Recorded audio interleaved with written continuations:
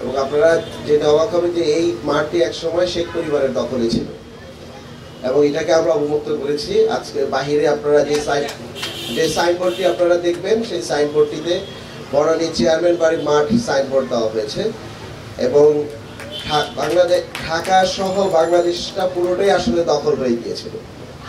এটা মেটাফরিক্যালি এটা আসলে অন্য দেশের দখলে ছিল, আর প্র্যাকটিক্যালি এটা তাদের দোসরদের দখলে ছিল।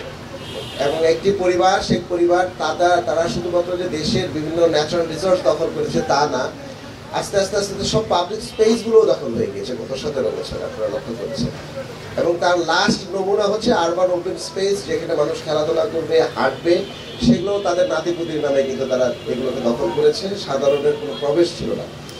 সুতরাং আমি দায়িত্ব নেওয়ার পরে আমি ঘোষণা দিয়েছি ঢাকা শহরে আমার অঞ্চলে যেই মাঠগুলো আছে সেগুলো কোনো ক্লাবের আন্ডারে আমরা রাখবো না।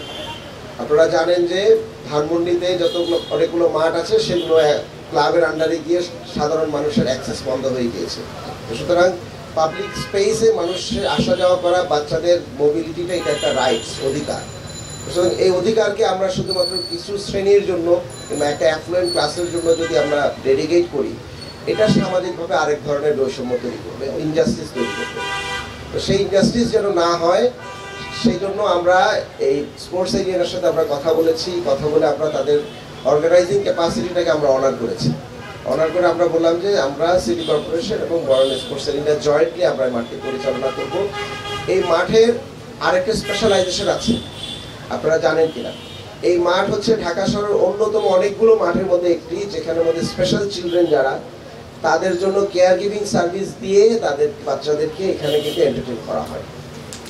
তো সুতরাং ঢাকার স্টোরি যখন আমরা বিদেশে বলি কিংবা গল্প করি, আমরা ঢাকার গল্পগুলো করতে গেলে অনেক সময় ডিফিকাল্টিস হয় যে ঢাকার কোন গল্পটা বলবো, কারণ ঢাকার অতীতের গল্পগুলোই আমরা সবসময় বলতে চাই।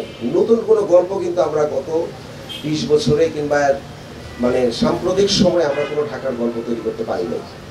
এবং ঢাকার গল্প তৈরি করার জন্য আপনারা দেখেছেন যে গত ঈদের পরে আমি একটি ঈদ মিছিলের আয়োজন করেছি, যেটা 400 বছরের পুরাতন মানে ইতিহাস সংস্কৃতিকে আমরা আসলে গেট ব্যাক করাতে চেয়েছি। এবারের পহেলা বৈশাখের মতন এরকম ইনক্লুসিভ পহেলা বৈশাখ আমরা কিন্তু সচরাচর দেখি না। সুতরাং এগুলো ঢাকার গল্প, ঢাকার গল্প হবে ঢাকার সংস্কৃতির গল্প, এবং ঢাকার গল্প হবে এই যে পাবলিক স্পেসগুলো যেগুলো আছে। হতাশার গল্পটা অনেক কম হবে, যে আমাদের সঞ্চালক যেটা বললেন যে আমাদের পাবলিক স্পেস কমে যাওয়ার কারণে ঢাকার বাচ্চা কাচ্চারা কিন্তু স্পোর্টসে আমাদের কন্ট্রিবিউশন অনেক কম।